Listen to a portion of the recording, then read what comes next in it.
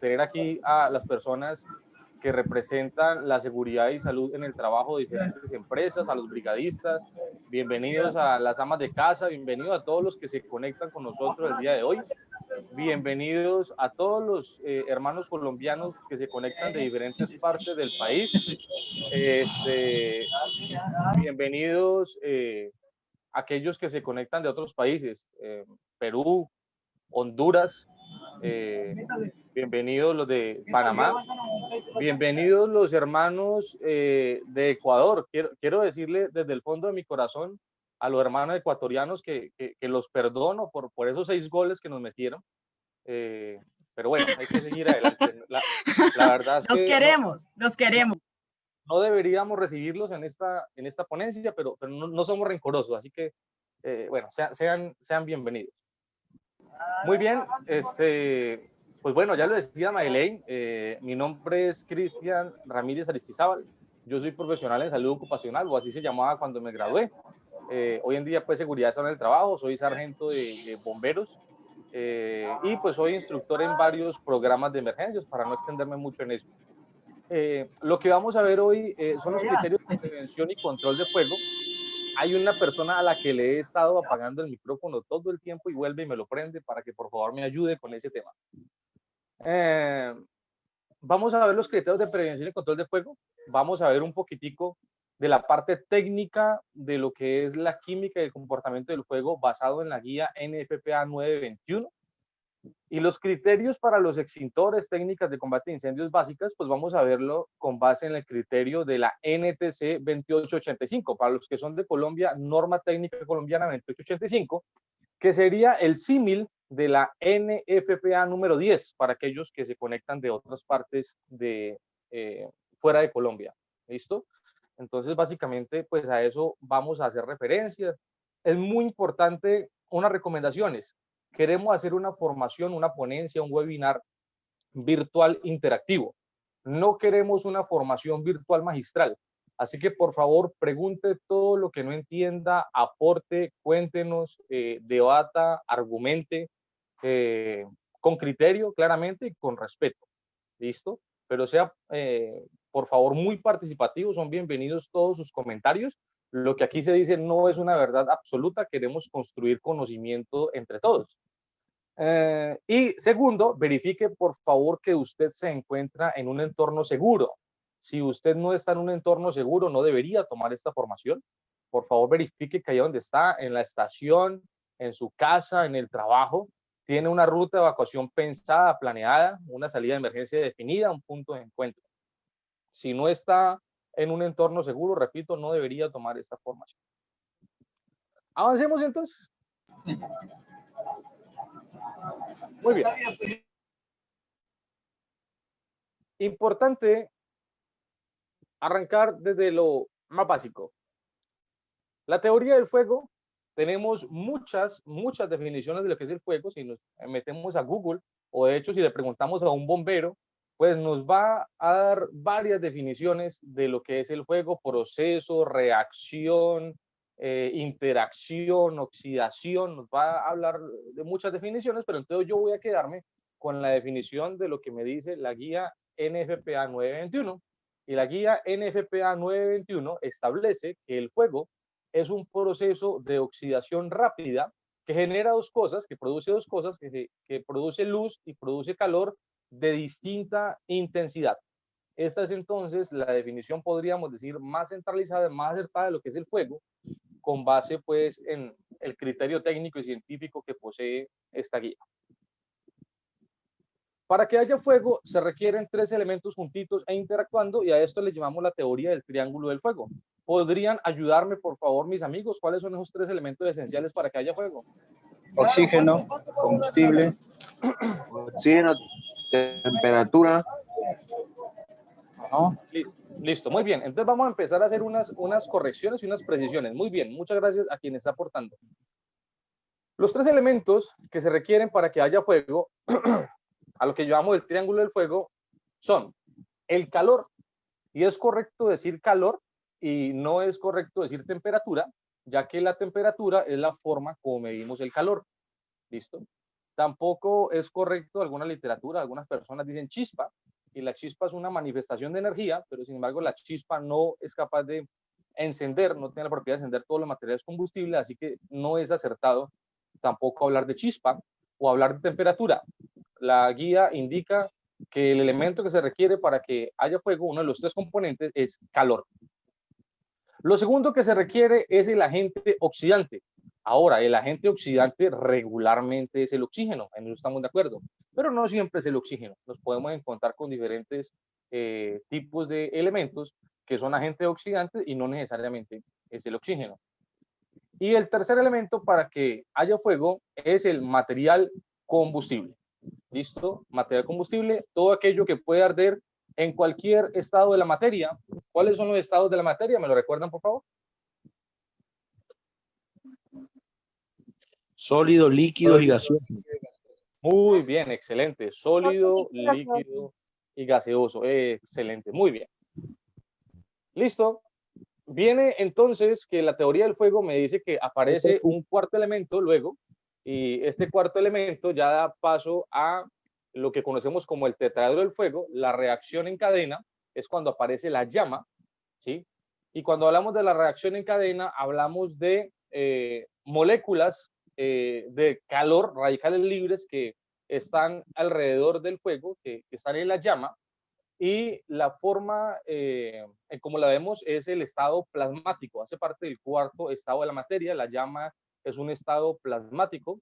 La llama, de hecho, es considerada por NFPA electromagnética, ya que genera, produce electrones positivos y negativos. Cuando se encuentra el cuarto elemento, entonces ya hablamos del famoso tetraedro del fuego. ¿Por qué es importante entonces entender de estos cuatro elementos?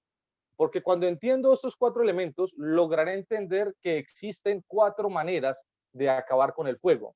Cuando entiendo que hay cuatro componentes, entiendo que hay cuatro maneras de acabar con el fuego.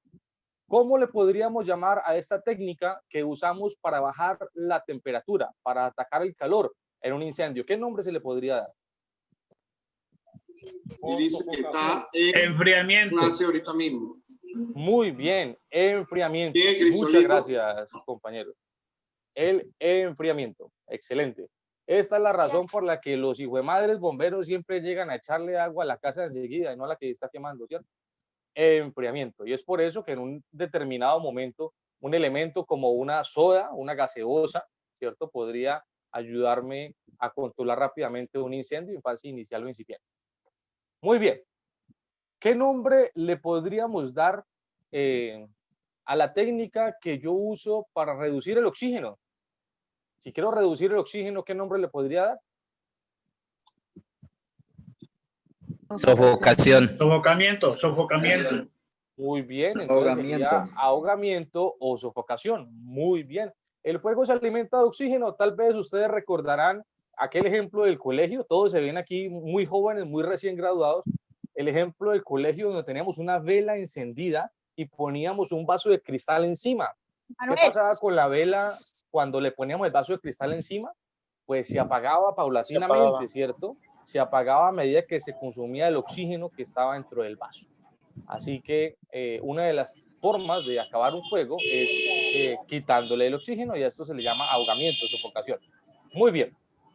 ¿Qué nombre le podríamos dar a aquella técnica que yo uso para reducir el material combustible, para quitar el material combustible, para mover el material combustible?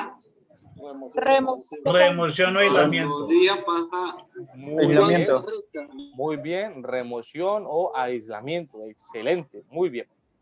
Y aquello que hago para cortar la reacción química en cadena, ¿cómo se llama esa técnica? Que lo hago regularmente con los polvos químicos secos. ¿Cómo se llama esa técnica? Desplazamiento de oxígeno. Ok. Inhibición. Inhibición. Muy bien. El desplazamiento de oxígeno sería desfocación. Cuando hablamos de cortar la reacción en cadena, estamos hablando de la inhibición. Es decir, que existen cuatro maneras de acabar un fuego: por enfriamiento, cuando ataco el calor; por aislamiento, cuando ataco el material combustible; por ahogamiento, cuando ataco el agente oxidante; y por inhibición, cuando ataco la reacción en cadena. Muy bien. principio muy Profe, básico que otro seguramente tipo de ustedes material tienen oxidante que no sea el tienen oxígeno. claro, pero pues vale la pena tener en cuenta que no solamente tenemos hermanos bomberos dentro de la formación, sino que también hay personas que se encuentran, pues no tienen una formación avanzada. Por eso estamos hablando de principios más básicos. Sí, El fuego, y le agradezco porque la verdad que así se entiende de esa forma básica, porque como dice usted, no todos tenemos pues el conocimiento que los otros tienen. Muchas gracias por esa claridad, yo. sí, sí, y de hecho, por favor, si en algún momento yo le digo algo que usted no me entiende, hágamelo saber, ¿listo? Por favor, interviene, me diga, cómo es eso? ¿Qué es ese bochinche que no entendí? Y yo con mucho gusto le explico, ¿listo? Profe, muchos teníamos la pregunta de qué otro tipo de material oxidante, a diferencia del oxígeno. Ok, hay muchos peróxidos, hay muchos elementos. Ay, qué pena, hay un micrófono por ahí que no me deja avanzar, me está haciendo competencia. Ok, hay muchos elementos que están categorizados como oxidantes porque aportan oxígeno, ¿cierto? Entonces recordemos que todos aquellos que se encuentran, por ejemplo, en clasificación de Naciones Unidas o clasificación, bueno, cuando hablamos de materiales peligrosos, cuando hablamos de la clasificación 5, hablamos de los oxidantes, comburentes o peróxidos, entonces nos encontramos, por ejemplo, todos los hipocloritos, ¿cierto? Límpido hipoclorito es un ejemplo de elementos que me pueden aportar oxígeno y facilitar las condiciones para un incendio. ¿Listo? Para que haya fuego. Bien. ¿Cuáles son las fases del fuego? Nosotros cuando lo aprendimos desde la parte más sencilla, más básica. Nos dijeron tenemos 3 fases, pero realmente el fuego pues tiene unas fases un poco más técnicas, como lo explica la norma. Arrancamos con la fase inicial o incipiente y vale la pena decir que es ahí donde yo me voy a centrar. Hace poco estuve dando un seminario de investigación de incendios donde expliqué esta parte a más profundidad. Buenas noches. Hicimos, un momento compañero, ya te doy la palabra, hicimos 2 ponencias porque la primera no alcanzó el tiempo, pero entonces vamos a centrarnos en la fase inicial o incipiente, que es donde realmente vamos a poder actuar con los extintores o es el alcance, digamos, de la ponencia del día de hoy. Caballero, ¿ibas a decir algo?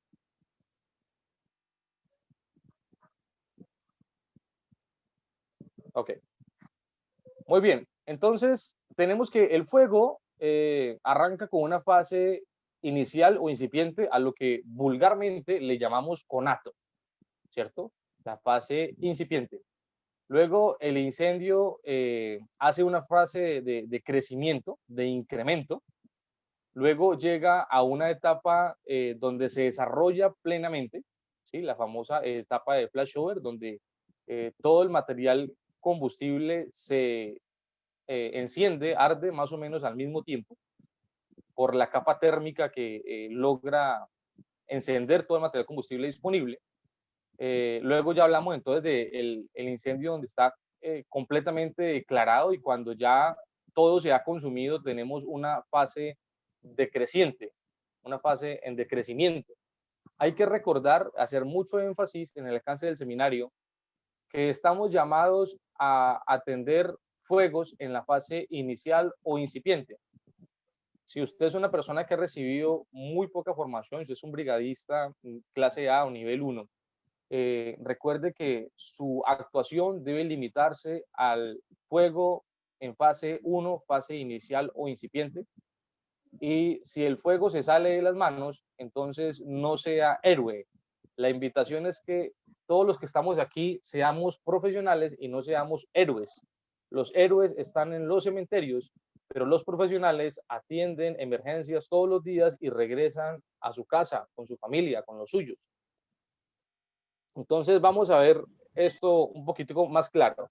El porcentaje de oxígeno que tenemos en el ambiente, hay que recordar que el aire de la atmósfera se divide más o menos en un 78% de nitrógeno, un 20,8 o 21% de oxígeno y un 1% de otros gases. De ese 1%, el 0,5 es argón y el otro 0,5 es la mezcla de otros gases menores, nobles, de hecho.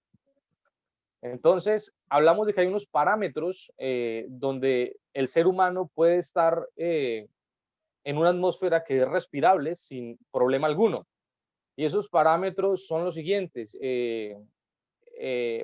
La mínima cantidad de oxígeno a la que deberíamos estar expuestos sin equipos de protección personal especializados como equipos de respiración autónoma, los famosos autocontenidos, es de 19.5%. Por debajo del 19.5% es muy probable que hagamos una hipoxia, que el cerebro se quede sin sangre oxigenada y nos desmayemos dentro del recinto. Por encima de 23.5 es una atmósfera altamente peligrosa, ya que se facilita la probabilidad de incendio y de explosión. Así que tenemos en promedio 21%, deberíamos estar en un rango siempre entre 19.5 y 23.5, no salirnos de ahí ni hacia abajo ni hacia arriba. Cuando aparece un incendio en la fase 1, la fase de ignición, la fase inicial o incipiente, tenemos que el oxígeno dentro del recinto es de un 20.5%. Pregunto, ¿esta atmósfera es respirable? ¿Es seguro entrar a este incendio con un extintor? ¿Qué me dicen? Con base en lo que he explicado. No, porque tengo el 19%. Necesito estar entre un 19 y un 23.5. Está en el rango. Muy bien. Sí, Muy sí, se bien. puede. Entre el 19 y el 22 es óptimo. Muy bien, entonces un 20.5 es una atmósfera respirable. Entonces, cuando el incendio inició, cuando el fuego inició, es ahí donde debo entrar con un extintor y debo aplicarlo y debo atacarlo. Es decir, ese es el momento de actuar. Ahí es donde se tiene que ahogar el fuego, ¿no? Ahí es donde lo apago por cualquiera de los 4 métodos que vimos anteriormente. Muy bien. Como en ultraescala no me dejaron prenderle candela a nada para tomarle foto, entonces superpuse esa llama ahí y eso es lo que sería más o menos un incendio en la fase inicial o incipiente, cuando apenas está iniciando. ¿Listo? Muy bien. Resulta que si ya no está en esta fase inicial e incipiente, sino que ya va en una fase de crecimiento, en una etapa de crecimiento, observamos que el nivel de oxígeno baja sustancialmente, se reduce sustancialmente, la temperatura al interior es mucho más alta y además el recinto se ha empezado a llenar de una serie de gases y vapores que son tóxicos, que son letales. Si me encuentro en un incendio en esta fase, en una estructura que está en esta fase, ¿qué es aquello que yo debería hacer? ¿Qué me dice? ¿Qué deberíamos hacer? Romper las ventanas. Enfriar. Enfriar, romper las ventanas. Sofocar, ¿no? O acostarse en el suelo para evitar que... Ok, muy bien. Si estamos en una situación como esta, lo que deberíamos hacer muy rápidamente es salir. No me preocupo por el incendio. No quiero atacar el incendio. Quiero evacuar de esa edificación muy rápidamente. Recuerden que estoy dirigiéndome a aquellos que se encuentran en la escena. Estoy refiriéndome a aquellos primeros respondientes. No estoy hablándole en este momento a los bomberos. No estoy hablando de maniobras defensivas u ofensivas. No estoy hablando de nada de eso. Estoy hablando de qué hago si es que me encuentro en una estructura que está en un incendio, en una fase que ya va en crecimiento, que ya no es inicial, que ya no es incipiente. Lo que debo hacer es evacuar rápidamente. Debo evacuar rápidamente. ¿Y cómo evacúo rápidamente? ¿Será que salgo caminando, salgo corriendo de ahí, de esa estructura? Tiene que salir agachado, ¿no? Agachado. Muy bien. Rampeando. Con los codos se va corriendo para poder, el oxígeno como baja, entonces está muy abajito para poderse no ahogar con el humo. En arrastre bajo. Muy bien. Entonces, muy bien. Entonces, en este fuego, en esta fase... ¿Puedo preguntar? Sí, señora, adelante. Cuando la compañera dice que el oxígeno está bajo, ¿me puede por favor explicar O sea, la Claro. forma de salir, o sea, que debe uno de salir, porque no sabía esa parte. Por favor, ¿me puede explicar? Claro que sí, compañera, por supuesto. Lo que hay que hacer entonces es rápidamente pecho a tierra, ¿sí? Pecho al piso y debo salir en arrastre. ¿Listo? ¿Por qué hay que salir en arrastre? Lo que El está oxígeno pasando y se lo que concentra abajo, ¿no? explicaba y lo que estaba la compañera hablando es lo siguiente. Los gases y vapores producto de la combustión, todos son menos pesados que el oxígeno. Como son menos Se pesados, concentran tienen menos densidad, van a estar ubicados arriba. El oxígeno, que es más pesado, que tiene mayor densidad, va a estar ubicado abajo. Si usted se queda de pie, va a inhalar una serie de gases tóxicos que se pueden liberar de la combustión, de acuerdo a aquello que se esté, de lo que esté ardiendo. Puede liberarse el sulfuro de hidrógeno, dióxido de azufre, benceno, una cantidad de cosas que se pueden dar ahí. Pero todos estos que le acabo de nombrar anteriormente me pueden generar problemas a largo plazo. En 3 o 4 años pueden generarme una enfermedad muy grave como un cáncer. Pero hay un gas allí presente, letal, que me puede lesionar, que me puede matar de manera inmediata. Y esta sustancia se llama el monóxido de carbono. El monóxido de carbono es el mismo gas que sale por el exhausto de su moto y de su carro, de su automóvil, de su coche, como lo conozca, y que causa la famosa muerte dulce o muerte silenciosa. Lo que pasa es que el monóxido desplaza el oxígeno. De hecho, está comprobadísimo que a la hemoglobina, a nuestro cuerpo, le gusta más comerse el monóxido que el oxígeno. Le parece mejor, más chévere, más rico, es más compatible. Así que el primer efecto del cuerpo con el monóxido es la alucinación. Usted empieza a reírse solo, a ver elefantes rosados volando, a hablar incoherencias, ¿no? Amo mi suegra, cosas así. El segundo efecto del monóxido es la somnolencia. Usted se empieza a quedar dormido y usted no se da cuenta. Buenas ¿Sí? noches. Usted, un momento, compañero. Profe, Usted no dice, ay, me estoy quedando dormido por monóxido. No, no, usted no se da cuenta de ello.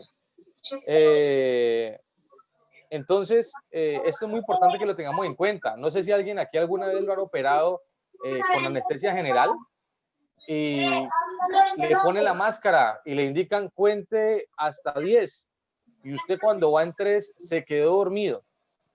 Así que es muy importante entender que en presencia del monóxido en un juego que ya se encuentra en una fase de crecimiento, usted va a perder la batalla y usted no se va a dar cuenta, usted se va a morir. Y en ese caso, ¿qué se puede hacer? Presente. En ese caso, compañero, lo acabé de explicar, hay que tirarse al piso y evacuar rápidamente. Debo salir rápidamente. El tema de cubrirse la boca con pañuelos, ya sean húmedos o secos, es un tema realmente bien polémico. No se demuestra que un pañuelo pueda filtrarme efectivamente estos gases y vapores tóxicos. Así lo que se debe hacer es rápidamente buscar la salida, tirarse al piso y buscar la salida. Es lo que debemos hacer. Dame un momento, por favor. Importante recordarle a los asistentes cuando vayan a hacer su comentario, abran micrófono y cuando ya terminen de hacer el comentario lo cierren para que no se genere ese feedback que hay al fondo, ¿vale? Muchas gracias. Sí, muchas gracias. Porfa, ayúdenos con ese asunto porque... profe, qué pena molestar. O sea, es como una sugerencia. En el Zoom, ahí donde dice más, aparece levantar la mano. A usted que es el principal le va a aparecer la mano alzadita, entonces le queda más fácil darle la palabra a esa persona que tiene la mano levantada. Bien, puede ser así. Señora. Puede levantar la manito, está bien. Sí, está bien. Lo que pasa es que me gusta más tener ese contacto cercano. Lo que pasa es que tenemos que adaptarnos a las normas de buen comportamiento virtual, ¿vale? Porque hay una persona, pues como todos se llama María Ríos, la mayoría, hay una persona con la que estoy luchando y me ha hecho guerra toda la ponencia porque le cierro el micrófono y lo abre nuevamente y está ya reunido con su familia, con sus vecinos, con el barrio entero. Entonces voy a pedirle que esté muy atento para que cierre el micrófono, por favor, cuando ya intervenga. Claro que sí, así es. Bueno, gracias. Seguimos. Muy bien, ¿hasta aquí hay alguna pregunta, duda, aporte, sugerencia, reclamo, protesta? Muchas gracias, muy clarito. No, a mí me quedó claro. Muy bien. ¿Yo puedo decir algo? Claro, por supuesto. Yo he escuchado mucho que dicen que cuando uno pone a calentar la moto, pone a calentar el carro dentro de la casa, no se debe hacer cuando las personas están durmiendo y más los niños, porque ahí es donde produce el sueño lento, lo que usted acabó de explicar, por los gases que produce el carro al prenderlo y la moto. ¿Es cierto? Muy bien. Completamente real. Y no solamente si están dormidos, si están despiertos también. Recuerde que el monóxido nos adormece rápidamente. Jamás se debe prender la moto y el carro dentro de la casa para calentarlo.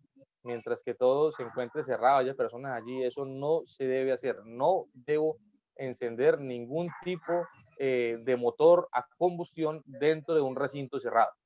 Téngalo, por favor, Lo que dicen muy presente. qué pena, sino que dicen que cuando uno está dormido es más fácil que haya la muerte más repentina, o sea, más rápido, porque pues el cuerpo está en un estado de relajación. Entonces, al inhalar ese gas, produce que se muera uno más rápido, por decirlo así. Compañera, si no nos damos cuenta estando despiertos, imagínese dormido. Total. Muy bien. Muy bien, gracias. Listo, si estoy dentro de un fuego en esta fase, pues ya lo que debo hacer es meterme la cédula a la boca para el reconocimiento de cadáveres, porque pues no hay nada que pueda hacer, ¿verdad? Pero si estoy fuera de la edificación, debo interpretar algunas señales que el incendio me da. Las paredes aledañas al incendio, a la estructura que se está quemando, está irradiando un calor fuerte, muy fuerte, y por las ranuras de las puertas de las puertas y de las ventanas nos vamos a encontrar humo de color negro, humo oscuro que sale intermitente como una hemorragia arterial, que sale a chorro, propulsión.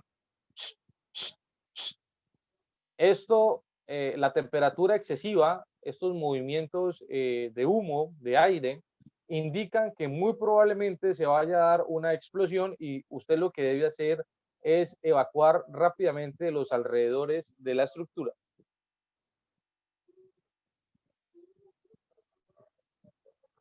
Muy bien.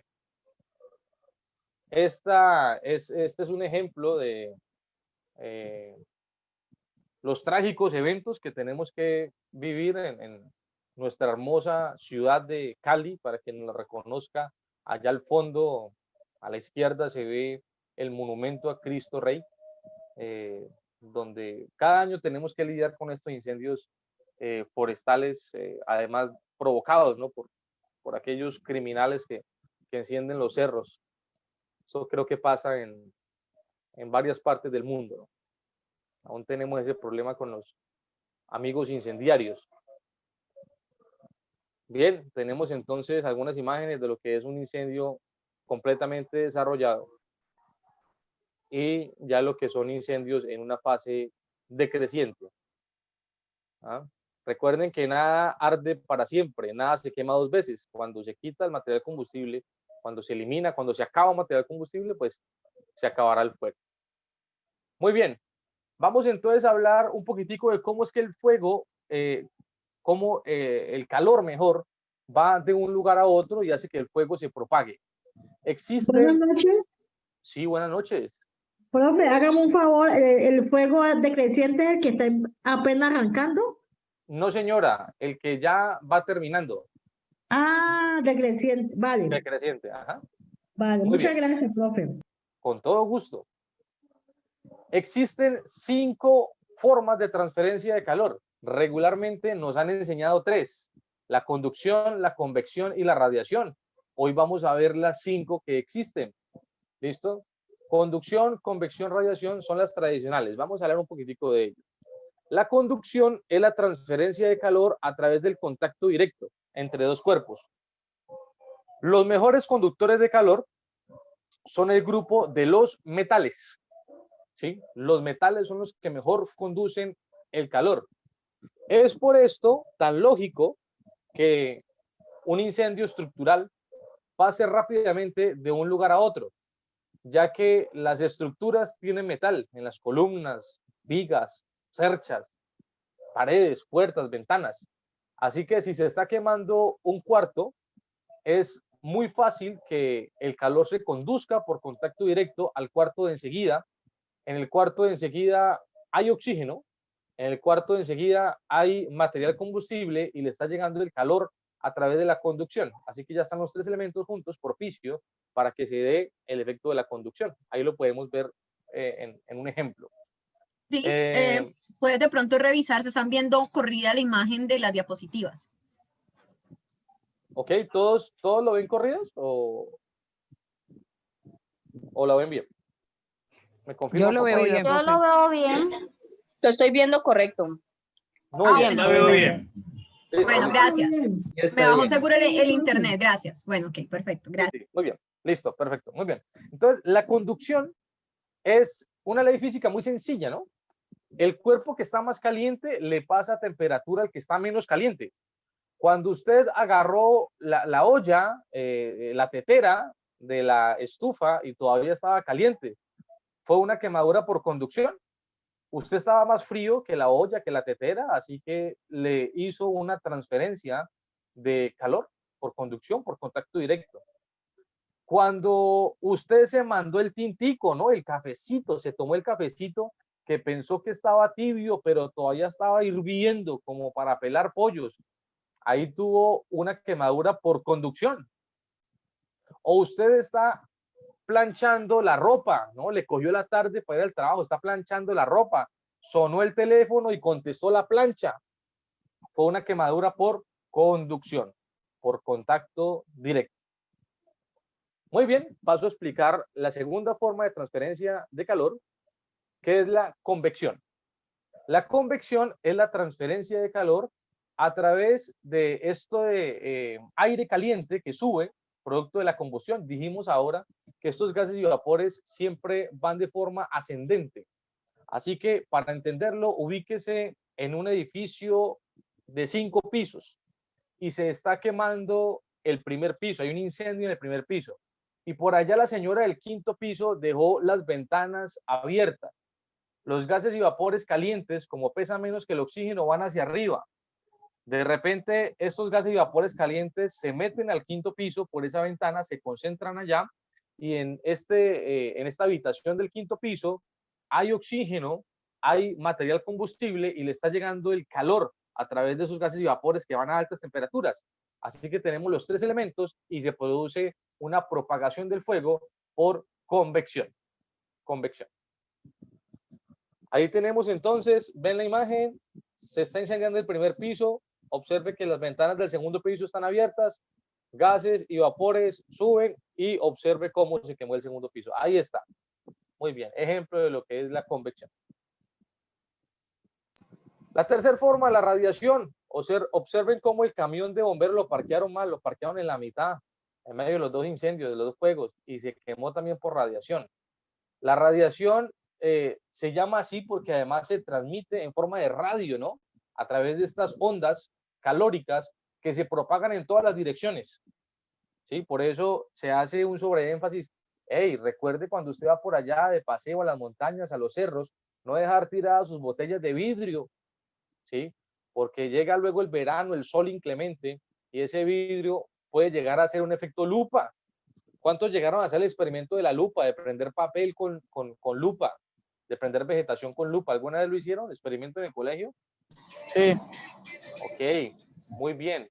Entonces recuerden que un elemento no debe estar necesariamente junto al otro, no estar pegado, pero si está lo suficientemente cerca, las ondas calóricas van a trasladarse en todas las direcciones y puede hacer que el fuego se propague por radiación. Hay una persona jugando rayuela con la pantalla para que por favor se abstenga ahí. Muchas gracias.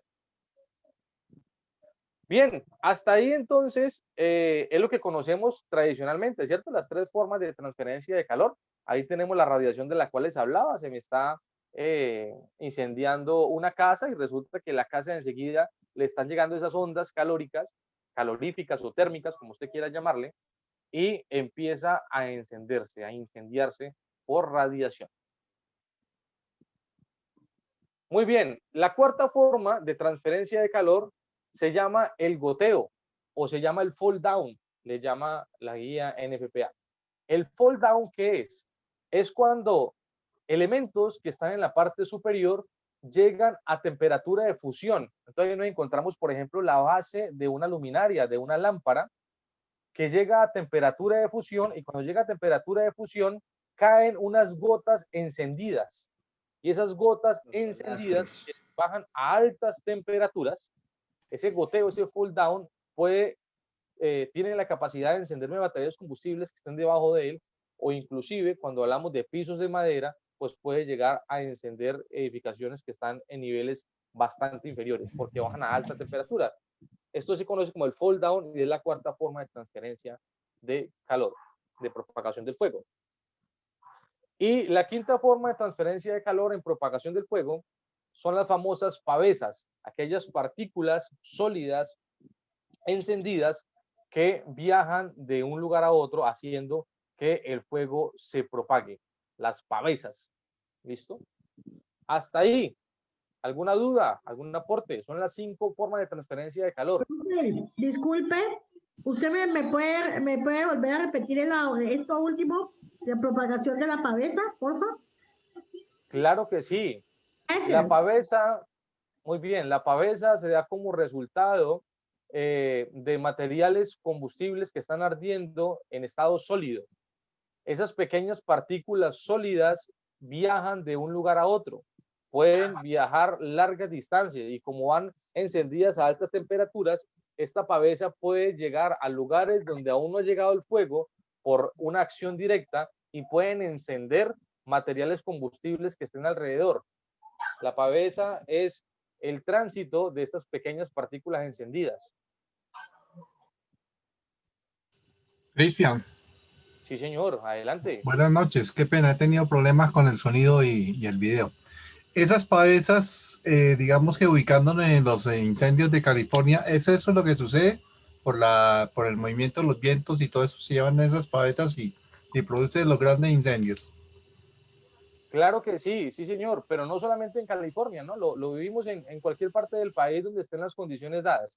Y de hecho, un dato importante, no solamente se dan en incendios forestales, también lo podemos llegar a tener en incendios estructurales. Las pavesas se pueden llegar a dar de acuerdo al material combustible sólido que esté ardiendo y puede hacer que se incendien materiales combustibles que no están en un radio cercano, pero estas pavesas pueden viajar varios metros y hacer que se incendien elementos que están a una distancia determinada, porque son partículas sólidas a muy altas temperaturas.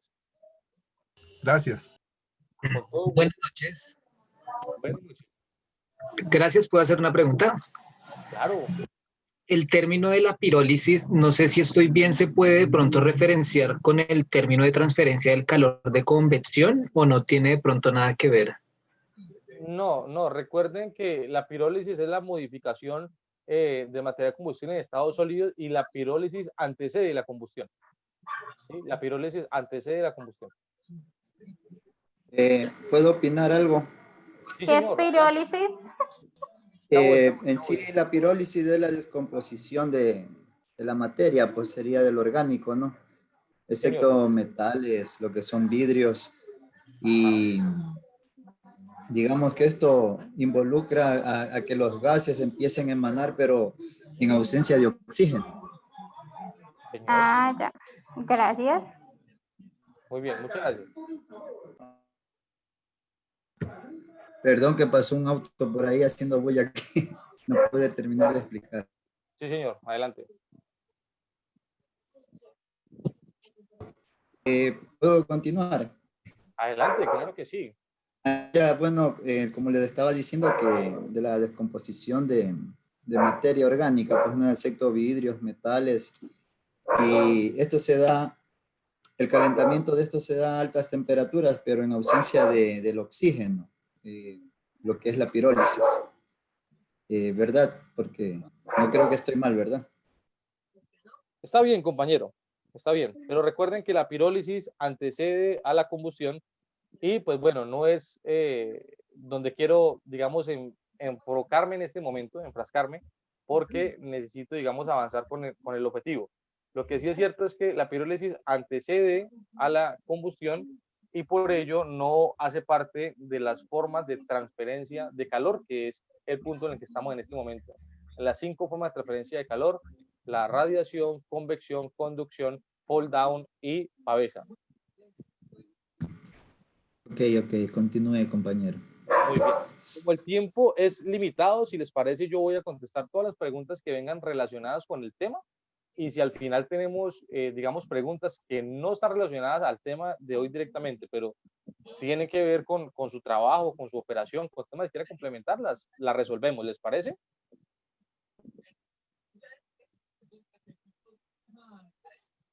Ok. Muy Bueno, bien. Excelente, señor. vale. Muy bien, gracias. Muy bien. Listo, ya vimos las formas en cómo se apaga, cómo se controla el objeto. Muy bien. Tenemos entonces en Colombia, por NTC 2885, 5 tipos de clasificación de fuegos. Los fuegos se clasifican, o los incendios se clasifican en 5 tipos. Excúseme que yo siempre uso la palabra fuego. Lo que pasa es que cuando hablamos, si nos referimos al idioma natal, al inglés, a los hermanos americanos, la palabra incendio no existe, ¿no? La palabra incendio no existe en la guía, en la normativa, en el léxico de los hermanos americanos. Ellos hablan de fuegos en diferentes fases y etapas. Entonces, por eso, pues todo el tiempo estoy refiriéndome a los fuegos. Entonces, tenemos 5 tipos de fuegos: fuego de la clase A, de la clase B, de la clase C, de la clase D y de la clase K. Entonces, hablemos un poquitico de ello. Los fuegos de la clase A involucran a todos los materiales sólidos comunes. Hablamos de papel, madera, cartón, plástico, caucho, telas, etc. Y cada uno de los tipos de fuegos tienen una figura geométrica, tiene un color y tiene una letra asignada. ¿Cómo es entonces que reconozco los materiales combustibles sólidos? ¿Cuál es la figura geométrica? ¿Cuál es la figura geométrica? ¿Quién me dice? Un triángulo. Triángulo, el color. Verde. Muy bien. ¿Y la letra? Ah. Muy bien. Entonces, cuando hacemos referencia a los sólidos, hablamos de fuegos de la clase A. Triángulo verde con la letra A en el centro. Muy bien. Luego vienen los fuegos de la clase B. Y en la clase B tenemos entonces a los líquidos y los gases. Tenemos los líquidos inflamables y los líquidos combustibles, o los polares y no polares. Aquí tampoco quiero meterme mucho en ese término, pero solamente entender que la diferencia entre un inflamable y un combustible es la temperatura a la que se enciende. Cuando hablamos de aquellos líquidos que se encienden por debajo de 38 grados centígrados o grados Celsius, hablamos de líquidos inflamables. Y cuando hablamos de líquidos que se encienden por encima de los 38 grados, hablamos de los líquidos combustibles. En ese orden de idea, la gasolina, ¿qué creen que sería? ¿Un líquido de qué tipo? ¿Qué hizo? La gasolina sería ¿de qué tipo? Combustible. Tipo B, Combustible. Pero ¿inflamable o combustible?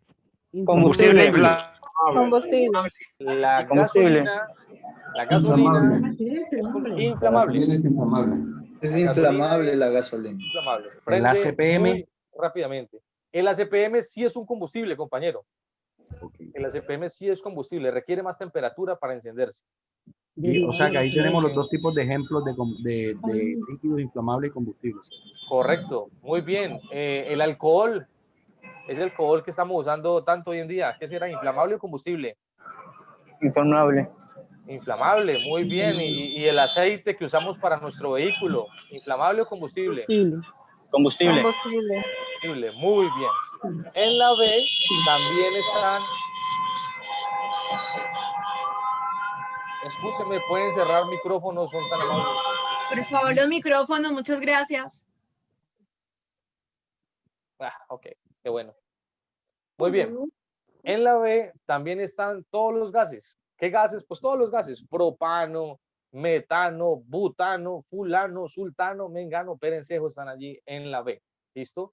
Se clasifica entonces con una figura geométrica que es el cuadrado de color rojo y con la letra B en el centro para hablar de los combustibles líquidos y gaseosos. Líquidos y gaseosos, ¿sí? Para los que no creen y de pronto son por aquí escarlatas, miren que era una profecía hace muchos años, ¿no? Verde en la A y rojo en la B. Bueno, muy bien, sigamos. Luego tenemos los fuegos de la clase C. Estamos hablando de los equipos eléctricos o electrónicos, todo lo que funciona a base de electricidad, pero se tiene en cuenta solamente la clase C como el origen, ya que una vez el elemento no tiene suministro de electricidad, pues ya no será más un fuego de la clase C. Los fuegos de la clase C se tipifican con qué figura geométrica y con qué color. Círculo amarillo. Círculo de color azul. Círculo color azul. Azul, muy bien. Y la letra C en el centro, excelente, muy bien. Luego vienen los fuegos de la clase D, aquellos metales que arden por encima de los 1000 o 1200 grados, ¿cierto? Como el sodio, potasio, litio, titanio, ¿cierto? Todo esto en presentación metálica. Y la NTC lo tipifican con una estrella de 5 puntas, una estrella de 5 puntas en color amarillo. ¿Listo? Tenemos ahora los fuegos de la clase K, que son aquellos aceites animales y vegetales que tenemos en cocina, ¿sí? Y aquí quisiera hacerles una pregunta. ¿Por qué venimos hablando de los fuegos A, B, C, D? En un orden lógico debería seguir la E, ¿cierto? ¿Y por qué saltamos de la D a la K? ¿Por qué estos fuegos que se dan con aceites en cocina son de la clase K? ¿Qué creen ustedes? Los fuegos existieron. A ver, kitchen es en inglés cocina, entonces lo tomaron de allí. La primera letra de la palabra kitchen. Muy bien, muy bien, muy bien, listo. Escúchenme. Entonces, allá quería, un momento, compañero, un momento. Entonces, muy bien, allá quería llegar. Muchos artículos, inclusive en internet hoy en día, están hablando de que la clase K se refiere a kitchen, que es la inicial de cocina en inglés. Y peor aún, muchos bomberos están enseñando que los fuegos en cocina por aceites de origen animal y vegetal son de la clase K por kitchen. Pero cuando miramos la razón técnica de la guía, de la norma, es que el contenido del extintor, el agente extintor con el cual se apagan estos tipos de fuegos, son acetato y nitrato de potasio. Y el potasio en la tabla periódica se representa con la letra K. ¿Listo? Entonces, es incorrecto y atrevido, ¿cierto? Que digamos, en nuestro medio, los bomberos y las personas que estamos metidos en el medio, que debemos estar bien formados, y no solamente bien formados, sino actualizados, le otorguemos cada kitchen cuando la razón científica es que el domingo me lavé el pelo. ¿Cuándo? Porfa, cierren los micrófonos, háganme el favor, que me estoy dando cuenta de qué cocinaron, de qué están comiendo. Yo no estoy cenando en este momento, ustedes sí, no me parece justo. Entonces, la K se le otorga entonces porque el contenido, el agente extintor es acetato y citrato de potasio, está hecho a base de potasio, y el potasio en la tabla periódica recibe el símbolo, la letra K. Y se le otorga un hexágono de color negro con la letra K en el centro. Ahí tenemos entonces los tipos de fuego. ¿Listo? Tipos de fuego. Muy bien. ¿Cuál es la base normativa entonces de lo que hablamos respecto a los extintores? Para Colombia, NTC, norma técnica colombiana 2885, y la referencia internacional es la guía NFPA número 10, y la Asociación Nacional de Protección contra el Fuego en la norma número 10. Adelante, compañera. Sí, señora. Profe, uno en la casa uno debe de tener, de manejar un extintor únicamente en las empresas. Muy buena pregunta, compañera. Pero muy buena pregunta. El extintor deberíamos tenerlo en todo nuestro escenario. En todos los escenarios deberíamos tener extintor en la casa, en el carro, en la unidad, en el apartamento, en la finca, en todos los escenarios. El extintor es un elemento indispensable. El extintor salva vidas.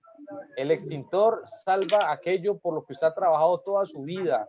Salva su empresa, salva su negocio. El extintor es un elemento indispensable y es un amigo que usted debe tener todo el tiempo. Mi capitán Una Miguel pregunta, Mejía profe. quiere aportar. Mi capitán, adelante. Gracias, padre. Sí. Mire, hijo, lo que pasa es que nosotros como somos, y discúlpenme con mucho respeto, dice el dicho, animales de costumbre. Lamentablemente, todo lo que es exigente y que tenga multa, ahí sí nos pellizcamos. Un ejemplo, me multan porque no tengo extintor en el negocio, me multan porque no llevo extintor en el carro, pero no hay una ley, creo que en todos los países estamos igual, a excepción de Estados Unidos, creo, que debiera de existir una norma que obliga a todos los usuarios en su residencia, edificios, lo que sea, portar un extintor propio de su hogar, no que porque yo en mi edificio hay el sistema contra incendio, ya no compro extintor. Pues lamentablemente pues tenemos como esa, ¿cómo se llamaría? Mala costumbre que si no nos obligan no lo hacemos, pero la conciencia es que todos deberíamos de tener extintor en la casa, en el carro, y porque nos va a evitar que se nos queme, más no porque tenemos que cumplir con una ley. Gracias, Cristian. Muy bien, mi capitán. Me parece Profe, que es una pregunta, profe. un aporte muy inclusive. Sí, señora, adelante. Profe, bueno, quería preguntar acerca de los extintores clase K. ¿Ese tipo de extintores solamente nos sirven a nosotros, la funcionalidad de ellos aplica solamente para aceites o también pueden llegar a servir para otro tipo de clases de fuego? Realmente él fue pensado para este tipo de fuegos, ya que la forma en como él obra es un líquido y cuando sale al ambiente se gasifica, es capaz de atrapar esas... Vamos a esperar a que algunas personas más se conecten y empezamos con la ponencia. Excúsenme. Los audios, por favor, los audios que nos dejen escuchar. Vamos a tener que bloquear micrófonos todos y solamente voy a poder quedar hablando yo y vamos a tener que manejar, no sé, las preguntas por el chat o algo así, porque no estamos siendo juiciosos. No estamos siendo juiciosos. Yo le pido el favor que esté muy atento al escenario, a lo que estamos haciendo, porque si deja el micrófono abierto, pues no solamente es que lo dejo abierto y ya, sino que está quitándole la oportunidad de aprender, de entender o de repasar a los demás compañeros. Entonces voy a pedirle que por favor, de verdad, esté muy atento a su micrófono. Pido disculpas que yo fui uno de esos y accidentalmente activé el micrófono y lo dejé así. Disculpas que ya lo inactivo. No hay ningún problema, pero estemos muy atentos, por favor, muy atentos. Perdón, y ojalá Cristian. muy concentrados, muy concentrados, ¿no? Porque es que si estamos concentrados aquí en el seminario vamos a entender, a repasar, vamos a sacarle provecho, pero si está haciendo muchas cosas al tiempo, pues tampoco va a sacarle el mayor provecho al asunto. Adelante, compañero. Gracias, Cristian. De pronto una sugerencia, tengamos micrófonos cerrados, yo que he manejado esta plataforma, y cuando vamos a hablar, oprimamos los que tenemos, los que estamos por el equipo del computador, la barra espaciadora. ¿Sí? Nosotros al oprimirlo se abre el micrófono. Si soltamos la barra espaciadora, inmediatamente se cierra el micrófono. Está correcto. Sí, gracias. Muy bien. Hagámoslo así. Gracias, compañero. Eso no sabía. Muy bien. Listo. Gracias, compañero, por el aporte. Bien. Entonces, el extintor de la clase K fue pensado para los aceites de origen animal y vegetal, ya que, como les decía, es un líquido, al salir al ambiente se gasifica y lo que hace es atrapar estas moléculas grasosas y de esta forma cortar la reacción en cadena que sea, de esta manera apagarlo, extinguirlo. Así que fue pensado con ese propósito. Es un agente extintor especializado para ello. Recuerden que todo agente extintor me puede llegar a servir para varias cosas, pero está específicamente diseñado para algo, es decir, es excelente en algo y podría llegar a ser bueno para otras cosas. Muy bien, avancemos por favor.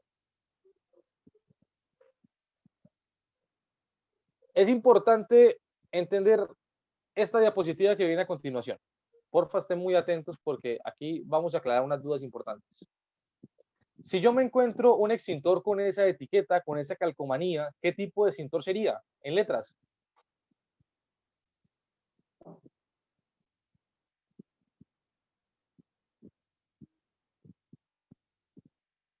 Hola, ahora se fueron. Bueno, acabé temprano. Por el chat, vamos a leer por el chat Vale. Vale, pero me ayudan porque yo no tengo acceso al chat, yo estoy compartiendo pantalla. Perfecto, ya yo voy a ser aquí de moderadora entonces. Gracias, muy amable. BC, todo el mundo está diciendo BC. BC, muy bien, BC.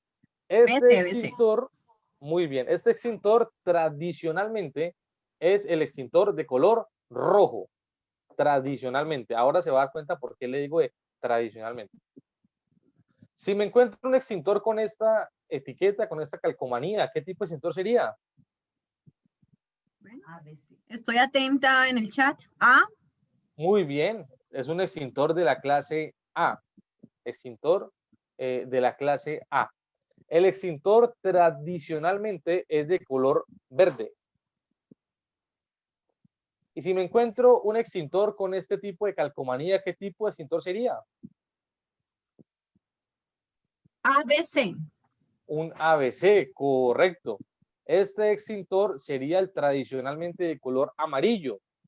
Y usted dirá, ¿y por qué hablas de tradicionalmente? Porque quienes son juiciosos, a quienes les gusta leer la norma, a los que no tragan entero, a los que no creen cualquier cosa que le diga cualquier persona que se para al frente, sino que van a la norma, porque acuerde que las personas nos equivocamos y al final no nos interesa qué piense un instructor o piense otro, sino qué dice la norma, porque la norma está escrita con base en evidencia científica. Nos damos cuenta que los colores no están reglamentados. Hay una gama de colores recomendadas, pero los colores no están reglamentados. Quiere decir que usted puede pintar el extintor del color que usted quiera, del color que a usted le parezca. Ah, yo quiero pintar todos mis extintores azules, porque ese es el color institucional. Por supuesto, lo puede hacer.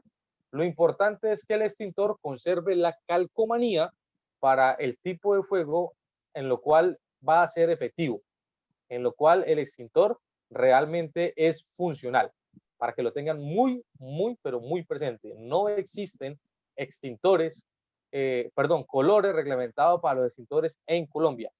Por favor, ténganlo pero muy presente. ¿Listo? Yo me he encontrado... le abro micrófono a Jonathan Torres, que tiene una pregunta. Claro que sí. Adelante, Jonathan, compañero Jonathan. Vamos a abrir tu micrófono para que por favor le preguntes a Cristian. Gracias, buenas noches, Cristian. Qué pena, es para saber si el extintor de HCFC, que generalmente es Solcaflan, si actúa de forma efectiva sobre los fuegos clase B. Muy bien.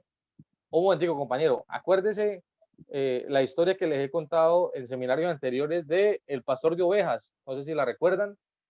Si no la recuerdan, pues yo por aquí les voy a recordar. El pastor de ovejas que está enseñándole a las ovejas el abecedario, pinta una A en el tablero y todas las ovejas contestan B. Y el pastor le dice, no se me adelante, no se me adelante. Ya vamos a hablar de los tipos de extintores y vamos a hablar del famoso HCFC y otros tipos de agentes. Capitán Miguel Mejías dice, en Colombia no hay norma para el color del extintor. Estamos de acuerdo, mi capitán. Estamos de acuerdo. Otra pregunta que va a hacer Jonathan. Cuéntanos, Jonathan. Ok, sigamos. Vamos siguiendo. Okay. Muy bien, listo. Entonces, esto pues debe quedar muy claro. Como les decía, me he encontrado con algunos cuerpos de bomberos, por ejemplo, que no tienen departamento de recarga y no aceptan extintores de ciertos colores porque están por fuera de norma y no sabemos a qué norma, por ejemplo, se están refiriendo ahí. Muy bien, ¿cuál es entonces la definición de un extintor? Un extintor es un dispositivo portátil, ¿cierto? Que me sirve para apagar incendios o fuegos de la fase inicial o incipiente. Básicamente, eso es un extintor. Existen dos tipos de extintores. Tenemos el extintor portátil y tenemos el extintor sobre ruedas. El que mal llamamos satélite o satelital, vulgarmente le llamamos satélite o satelital. El extintor satélite o satelital no tengo ni idea qué es, no sé de dónde sacaron el término, porque no existe, ¿listo? Ese término no existe en la norma, no hay extintores satélites, sino extintores portátiles o extintores sobre ruedas, para que lo tengan muy, pero muy presente. Es importante ir migrando al lenguaje normativo, al lenguaje técnico, ¿no? Muchos bomberos, por ejemplo, todavía nos presentamos hoy en día, no, yo soy bombero línea de fuego, por poner un ejemplo, cuando la norma lo que indica es, somos unidades activas operativas, ¿sí? Ese término de línea de fuego no aparece en ninguna normativa colombiana de los bomberos. Muy bien, creo que vamos a ver la parte de los extintores. Hay unas personas que están haciendo preguntas, hay preguntas en el chat. Si hay preguntas, María Fernanda, te vamos a abrir el micrófono. Te escuchamos, María Fernanda. Atentos para cuando les abran el micrófono, muchachos. Hola, María Fernanda, estamos listos para escucharte. Ok, hay otra persona, lamentablemente aparece como María Ríos, no puedo ahí distinguir su... Hola, Aló. ¿quién? María. Hola, Hola, María. María Fernanda. Te escuchamos. ¿Cómo Adelante. estás? Cuéntanos. Profe, mira, lo que pasa es lo siguiente. Vos decís que en Bogotá, en Colombia, perdón, no existe norma técnica para el código de colores. Pero pues en el extranjero, ¿cuál sería el código de colores? La normatividad. Porque me imagino que estamos reglamentadas o estamos copiándonos a ellos, ¿no? Ojo, cuando existen, gracias por la pregunta, María Fernanda. Cuando existen normativas colombianas, las normativas colombianas imperan sobre normativas internacionales. Cuando no hay normativas colombianas, apelamos a las internacionales. Y ya que la colombiana, que es la NTC 2885, me dice no hay colores para los extintores, a eso nos apegamos. Hay normas europeas, hay normas americanas, pero nos apegamos a lo que dice nuestra NTC. Profe, lo que pasa es que como anteriormente no teníamos, un ejemplo, ¿no? Anteriormente no teníamos permisos o no teníamos normatividad para espacios confinados y nos copiábamos de los a nivel internacional, entonces era por eso mi pregunta, pero pues gracias, profe. Vale, ¿no? Inclusive estamos estrenando norma de confinados en Colombia. Sí. Ajá, listo, profe, okay. Gracias. Listo, María Fernanda. ¿Hay otra pregunta? Sí, señor. Dice, ¿el extintor sobre ruedas puede contener cualquier tipo de agente extintor? Normalmente he visto solo multipropósito. No. Hay extintores sobre ruedas de todos los agentes extintores. De agua, de polvo químico, de CO2. Lo que lo hace extintor sobre ruedas es su capacidad, que es una gran capacidad. Bueno, última pregunta para que avancemos. ¿El plástico qué clase de fuego alimenta y con qué tipo de agente extintor se apaga? El plástico. Ok, el plástico es un material combustible de la clase A, por lo tanto lo podemos apagar con todos los agentes extintores que se categoricen dentro de la clase A, pero ya vamos para allá, más adelante vamos a entender. Avancemos. Tenemos entonces un extintor con sus diferentes partes. Tenemos el cuerpo o contenedor, tenemos dos calcomanías que deben tener un extintor, una calcomanía que me dice qué tipo de extintor es, para qué tipo de fuego me sirve, y otra calcomanía que me dice cuándo se recargó y cuándo debe ir a mantenimiento. Ojo, porque este término de mantenimiento lo confundimos con el término recarga, ¿no? Y es un error que manejan muchos proveedores de recarga y venta de extintores, incluyendo mis amados bomberos de Colombia, ¿sí? Muy bien. Existen dos manijas, la manija de abajo, que es la manija de transporte, es de donde debo agarrar el extintor para transportarlo, y la manija de aplicación, que es la de arriba. Ambas manijas están separadas por un pasador de seguridad. Para poder activarlo se debe girar el pasador, romper el sello, sacar el pasador para luego dispararlo. Hay gente que se le olvida ese pequeño detalle de ese pasador, empiezan a pegarle durísimo arriba, no han sacado el pasador y el extintor nunca se va a activar. Así que finalmente optan por tirarle el extintor al incendio y no es así como se activa el extintor. Todos los extintores, excepto el de CO2, tienen un manómetro con una franja verde arriba y el número 150. La aguja amarilla debe estar dentro de la franja verde. Debe estar marcando las 12. Debe estar en el rango de 150 PSI. Si está hacia la izquierda, si me marca las 11, significa que es un extintor que no tiene la presión adecuada. Probablemente no funcione. No salga su agente extintor. Si está hacia la derecha, si me marca la 1, las 2, las 3, está sobrepresurizado y no es un extintor tampoco seguro para maniobrar. Debe estar en la presión correcta. El extintor puede tener boquilla, que es la corta, o puede tener manguera, como es el caso de la imagen. La diferencia radica en cómo lo voy a operar. Idealmente todos deberían tener manguera, ¿verdad? Pero si tiene boquilla, la forma de operarlo es que yo coloco una mano en la base del extintor para darle manejo, para darle dirección, y la otra mano a la manija. Mano a la base, mano a la manija. Si tiene manguera, una mano va a la manija y la otra mano va a la manguera. Yo no puedo dejar la manguera suelta porque eso sale a 150 PSI, a 150 libras de presión por pulgada cuadrada. Es decir, que si yo no agarro la manguera, eso me va a dar 2 golpes que duele mucho. Eso pega arriba en la nariz y duele mucho, y luego pega abajo entre las piernas y duele más. He aquí entonces la importancia de poder aplicar bien el extintor. El extintor por dentro tiene 2 elementos que vale la pena que mencionemos. Uno de ellos es el tubo sifón, y es la razón por la que el extintor debemos dispararlo de forma vertical. ¿Sí?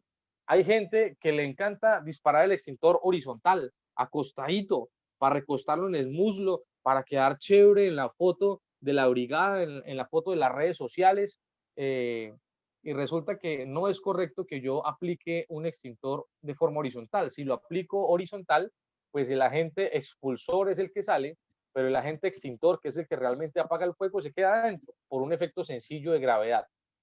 ¿Listo? Lo segundo es que una vez dispara el extintor, así sea muy poquito, el extintor se le va a mover sus partes internas, sus empaques, su vástago, y esto hace que él no vuelva a sellar de forma correcta. Por lo tanto, es muy probable que ese extintor se me despresurice en cuestión de segundos, de minutos, horas. Entonces, esto para que lo tenga en cuenta, cuando usted determine usar un extintor, aplíquelo todo. Hay gente que dispara el extintor como con incontinencia, como con ese chorrito prostático, ¿cierto? Pues, por poquitos. Entonces, primero, no es efectivo. Segundo, está alimentando el fuego. Tercero, está malgastando el extintor. Uno de los mitos importantes que tenemos a la hora de aplicar un extintor es el tema de batirlo, el tema de agitarlo, ¿sí? El extintor hay que batirlo, hay que agitarlo antes de usarse. Ciertamente la guía no lo indica y no hay una razón científica que avale este comentario. Y tristemente muchas personas los enseñan hoy en día. Están haciendo comentarios por fuera de norma. ¿Listo? El jugo HIT, la champaña, todo esto debe batirse antes de usarse. El extintor, no. Muy bien. Madeleine, ¿avanzo o hay alguna duda prioritaria? ¿Te parece bien si terminamos? Ya estamos a 15 minutos más o menos de la hora estimada, entonces al final Avanzo y dejamos preguntas unos al 5 final. minuticos. Vale, perfecto, muy bien. Listo, los extintores han ido evolucionando. Hoy en día tenemos los extintores de presión contenida y autoexpelentes, que solamente es girar el pasador, romper el sello, sacar el pasador y dispararlo. Extintor de la clase A, antes plateados, hoy en día se ven verdes. Recordemos que no hay un color estimado. Lo importante es que tenga la calcomanía que me diga que es de la clase A. Importante entender que si la calcomanía me dice que ese extintor es de la clase A, significa que apaga sólidos y significa que ese extintor tendrá por dentro agua, ya sea agua sola o agua con aditivo, con pentrato o con cualquier otro aditivo. Entonces sí es importante entender esto, ¿no? En alguna ocasión una empresa me dijo, ay, yo quiero que usted me dé una clase de extintores y quiero que la gente aprenda a hacerlo. Le dije, listo, vamos a hacerlo. Oye, sí, pero que sean 5 minutos. Le dije, no, ¿cómo así que en 5 minutos? si la gente tiene que aprender a conocer el enemigo antes de atacarlo. Entonces, por eso hablamos de todos estos factores antes de hablar de los extintores. Cuando yo me encuentre un extintor, independientemente del color, que está marcado con una etiqueta que dice fuego de la clase A, significa que por dentro tiene agua. Así que yo no puedo ir a un incendio de tipo eléctrico, de origen eléctrico, a la planta eléctrica, al computador, a la caja eléctrica con un extintor que esté marcado con la A, porque voy a tener problemas. Luego viene el extintor tradicionalmente rojo. Entonces tenemos dos rojos en Colombia que nos encontramos tradicionalmente. Entonces hay uno que, como les decía, tiene manómetro y puede tener boquilla o puede tener manguera. Y ese extintor que nos encontramos tiene un polvo químico de color blanco, muy conocido por ustedes, porque seguramente alguna vez le dijeron que eso era bueno para blanquear los dientes o para limpiar las joyas de plata, ¿no? El famoso bicarbonato de sodio. Está el otro extintor que también es rojo, no tiene manómetro y tiene una corneta grande, y ese extintor es el extintor de CO2, dióxido de carbono, bióxido de carbono o gas carbónico, como usted le quiera llamar. Lo que debo entender es algo muy importante. Este extintor de CO2, a la hora de dispararse, debe manipularse del mango aislante que está detrás de la corneta difusora. Esta es la corneta difusora. Permítame, yo cambio a puntero láser para que se vea mejor. Muy bien. Esta es la corneta difusora y este es el mango aislante. Debo manipularlo del mango aislante y no de la corneta. Si yo lo manipulo de la corneta, voy a tener quemaduras por congelación, ya que sale aproximadamente a menos 78 grados centígrados o grados Celsius. Entonces, debo tener esto pero muy presente. Vale la pena decir algo también. Cuando le montan el bochinche, la guerra al extintor blanco, mal llamado Solcaflán, porque Solcaflán es una marca, entonces satanizan el extintor blanco y endiosan el extintor CO2. Uno se encuentra con mucha gente recomendando CO2 y poniendo a bomberos y demás personas, organismos, poniendo a comparar a toda la gente extintores de CO2. Y ni el extintor blanco es malo, ni el extintor CO2 es tan bueno. Ese extintor CO2 muy bueno, donde usted tenga alimentos o medicamentos, excelente, buenísimo. Pero el extintor de CO2 tiene muchas, pero muchas desventajas también. Número uno, es muy pesado, ¿sí? Así que manipularlo para algunas personas va a llegar a ser complejo. Segundo, cuando se dispara, les decía ahora, tienen que dispararse del mango aislante con mucho cuidado para no sufrir lesiones. Tercero, si yo lo disparo en un lugar cerrado, desplaza el oxígeno, me puedo desmayar. Si lo disparo en un lugar abierto, la corriente de aire se lo puede llevar, así que tengo que acercarme mucho a un incendio. Y yo no quiero acercarme mucho a un incendio, en especial si es de origen eléctrico. El extintor, cuando se dispara, genera estática. Estática. No sé si alguien alguna vez ha disparado este extintor en una práctica y siente que le pasa corriente, porque está generando estática por el movimiento de aire en el ambiente. Entonces, esto es lo que pasa con el extintor. Ahora viene el extintor que también muchos idolatran, ¿no? El ABC, es que es multipropósito, sirve para todo. Pues sí, es cierto, en teoría sirve para todo, apaga todos los tipos de fuego, pero vale la pena entender que ese monofosfato de amonio, que es el polvo químico que tiene el extintor amarillo, aunque apaga todas las clases de fuego, pues corroe las partes metálicas y daña los circuitos eléctricos. Es decir, que si usted se le aplica a un componente eléctrico o electrónico, pues muy probablemente apague ese incendio, pero se lo va a tirar. Y si hay varios computadores en la sala, pues los afecte a todos. Si algún día se presenta un incendio en su vehículo, en su automóvil, lo que usted tiene que hacer es rápidamente apagar ese incendio, aplicarle el extintor. Si tiene este amarillo, pues aplicárselo, el de monofosfato, el ABC, aplicárselo, pero inmediatamente lavar el vehículo, lavar el coche, lavar el carro, porque si usted deja este polvo químico durante varios minutos, durante mucho tiempo, deja ese vehículo en el patio, los patios del tránsito y demás, pues lo que va a pasar es que este polvo químico se tira toda la parte eléctrica y va a empezar a corroer la parte metálica, para que lo tengan presente. Y está ahora el extintor que satanizaron, ¿no? El extintor mal llamado, repito, Solcaflam. Vale la pena decir que el acuerdo de Monterreal existe, está vigente, y que se prohibió un compuesto que es el compuesto 141B. El compuesto 141B nunca fue un agente extintor, nunca debió hacer parte del contenido de un extintor. Es un agente que más bien tiene unos fines refrigerantes.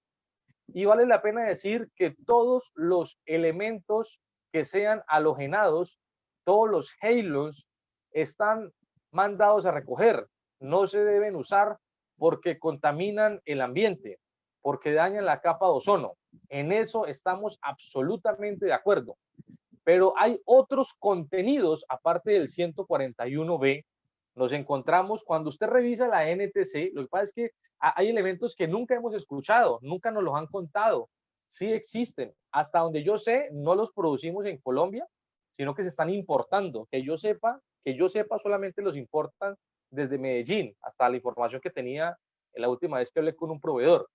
Agentes limpios, que no son el compuesto 141B y que se recargan en gramos. La única diferencia o el único problema, digamos, de estos agentes limpios es que se recargan en gramos y no en libras. Así que si miráramos un amarillo de este mismo tamaño, ese amarillo de ese mismo tamaño sería 10 libras. El blanco de este tamaño no se recarga en libras, se recarga en gramos, ¿cierto? Sería de 3.700 gramos. Entonces, el extintor amarillo en la parte más costosa, más usurera, probablemente te cobren 25.000 pesos, mientras que este extintor blanco de agente limpio te van a cobrar alrededor de unos 250.000 pesos, en la parte más económica tal vez. Pero entonces la pregunta es, si usted me dice, bueno, ¿y qué extintor debo tener en mi casa, en mi carro? Entonces la respuesta es, ¿qué quieres proteger? Es de acuerdo a lo que quieras proteger. ¿Listo? Si lo que quieres proteger es una planta eléctrica que costó 500 millones de pesos, pues debes tener un extintor de agente limpio. ¿Sí? Debes tener un extintor de agente limpio. Sencillamente eso. Ahora, si lo que quieres proteger es un chute de basuras, pues necesitas un extintor de otro tipo. ¿Sí? Si lo que quieres proteger es una bodega de archivo, papel, cartón, pues tener el extintor de agua. Si quieres proteger una parte donde hay hidrocarburo, entonces tener un extintor de polvo químico seco. Entonces, de acuerdo a lo que quieras proteger, ahí es el extintor que necesitas. Obviamente, pues el escenario de la capacitación o de la ponencia no está dado para responder qué extintor es el que usted debería tener. Ya eso de parte de una asesoría, un servicio que brindamos en Ultraescala. Pero quiero que se haga una idea de que el criterio que usted debe tener a la hora de escoger un extintor es qué es lo que usted quiere proteger. ¿Listo?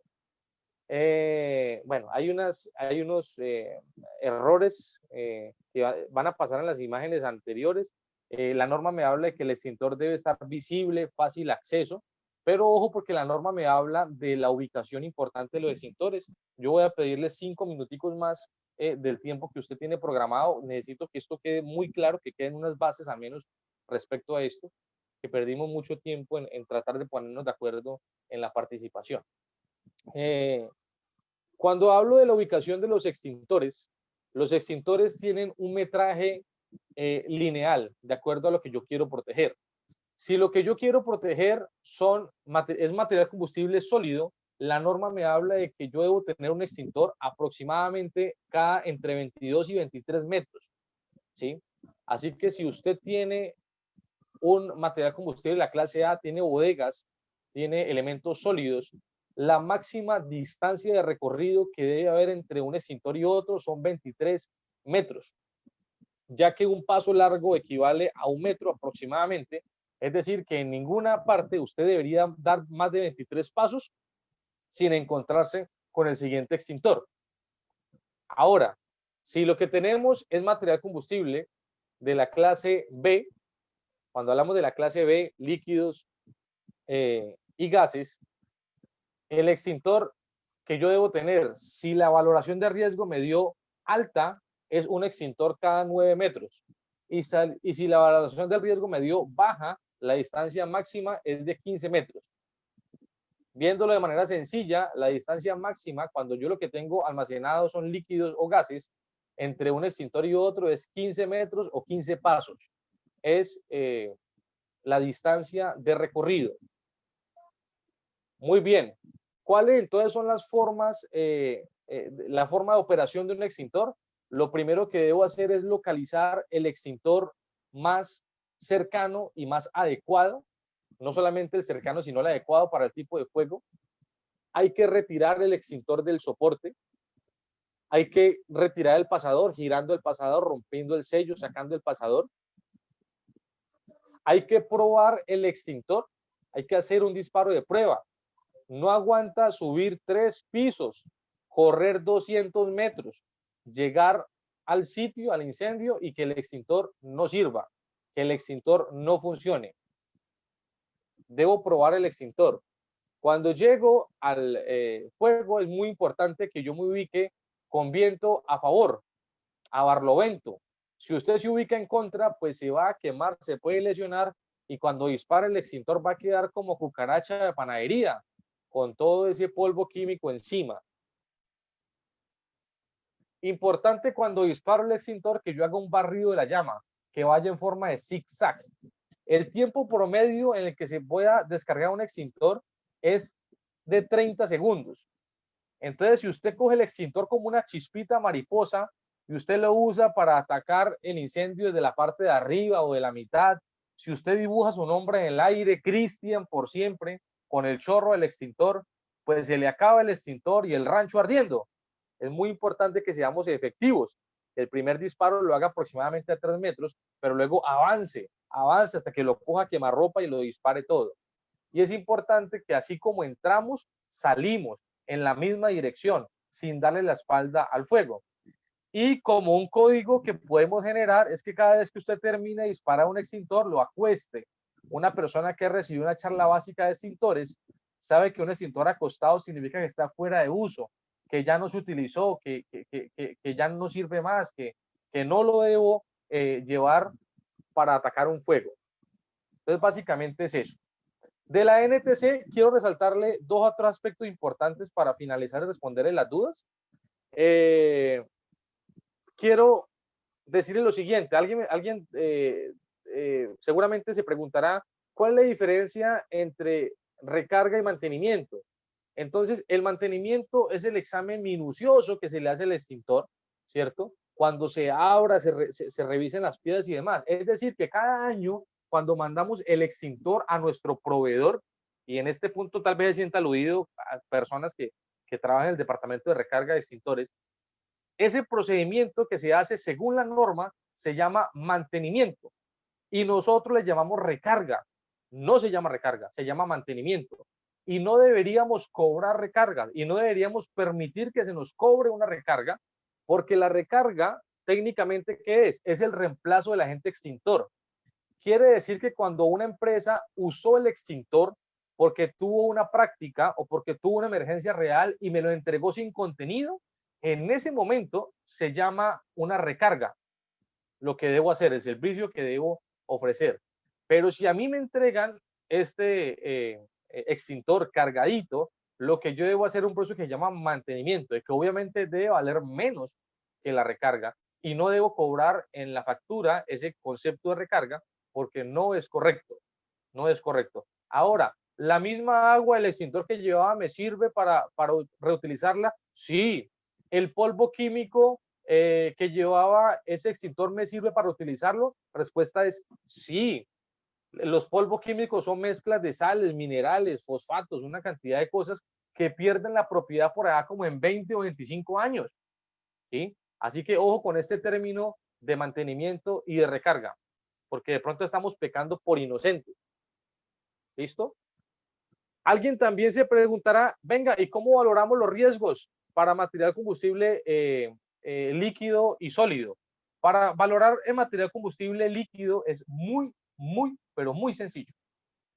El material combustible líquido se evalúa por la cantidad, por el volumen. Cuando se almacena menos de 1 galón en alguna parte, se considera que el riesgo es leve o bajo. Si usted tiene una bodega menos de 1 galón de cualquier material combustible de la clase B, gasolina, tiner, barzola, CPM, pintura, solvente, lo que sea, si es menos de 1 galón, se considera nivel bajo. Si se almacena de 1 a 5 galones, se considera que el riesgo es moderado o medio, pues para que lo entendamos. Y si se almacena más de 5 galones, se considera que el riesgo es extra o es alto. Con base en eso, la NTC me dice qué extintor debería tener. Entonces, ojo, porque a veces las personas que trabajamos en seguridad salud del trabajo y los bomberos somos muy ligeros de palabras. Entonces, usamos mucho el ojímetro. Vamos a un local, vamos a una empresa y somos inspectores de seguridad, entre comillas, y decimos, no, eso aquí tiene mucho material combustible, métale un extintor de 10 libras. No, mejor uno de 20, para que vaya a la fija. ¿Sí? Y entonces estamos dando recomendaciones sin ningún criterio técnico. Cuando la NTC me dice, haga valoración de riesgo y con base en la valoración remítase a la tabla. No hay que inventarse nada. La misma tabla me dice qué tipo de extintor debería recomendar para ese tipo. Importante entender que los extintores tienen una letra que lo antecede, perdón, que está después del número, y cuando se habla de 5B, 10B, hasta 80B, me habla de la cobertura en metros cuadrados. ¿Listo? Es decir, que un extintor 1B me da cobertura de 1 pie cuadrado, ¿sí? Y asimismo es que yo determino si el extintor lo ubico cada 15 metros o cada 9 metros, de acuerdo a si me dio un riesgo alto o si me dio un riesgo bajo.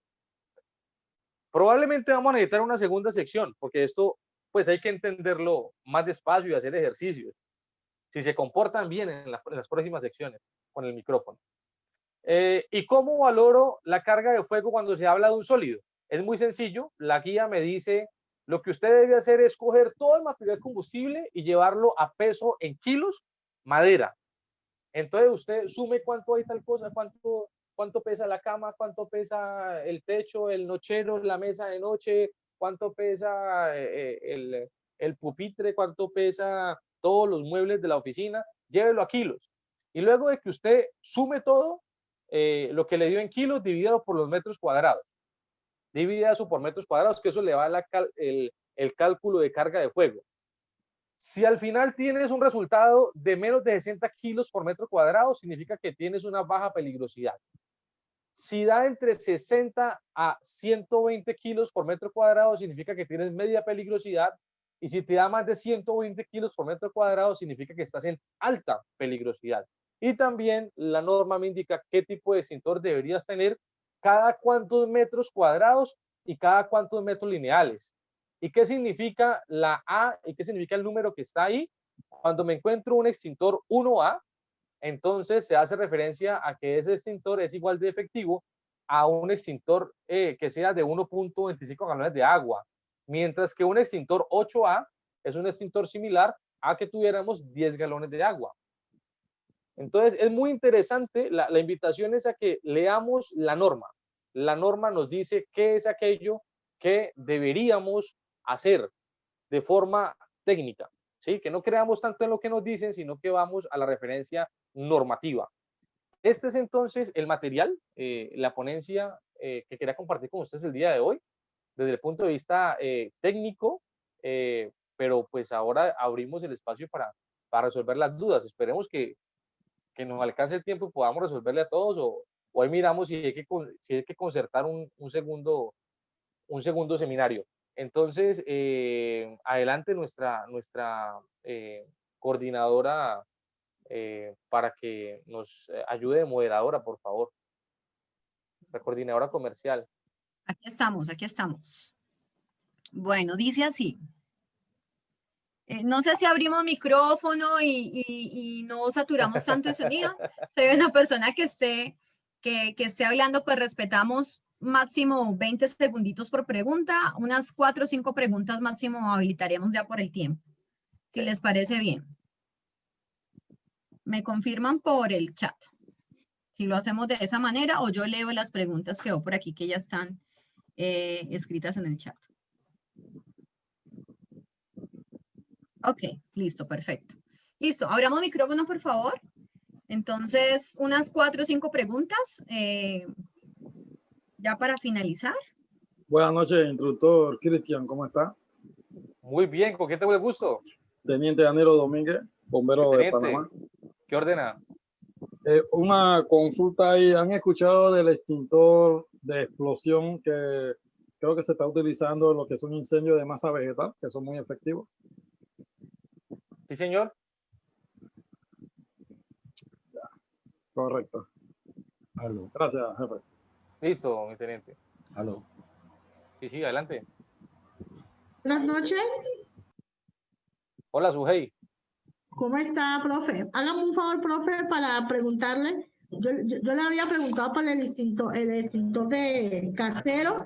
¿Cada cuánto se puede recargar un extintor de la que uno compre para la casa? ¿Cada cuánto es la recarga? Okay. Gracias.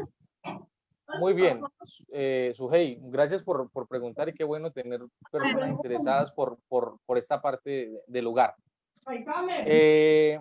Recuerden que el extintor, técnicamente, cuando vamos a la norma, no se habla de un vencimiento, ¿sí?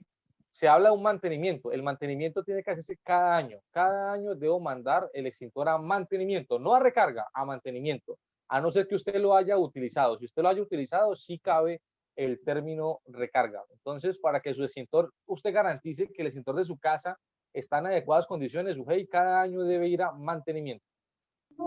Ah, bueno, profe, muchas gracias por la información. Buenas noches. Buenas noches. Hola, ¿con quién? Hola, con Jenny Merchan, que pena es que aparezco con otro nombre. Tengo una pregunta, es que tengo entendido que si un extintor llega a estar sobrepresurizado, al momento de activarlo, pueden llegar a proyectarse, a ser expulsadas las válvulas y pues eso puede generar una lesión. No sé qué tan verídico sea. Han ocurrido varios incidentes, compañerita, con extintores sobrepresurizados. Las posibilidades están.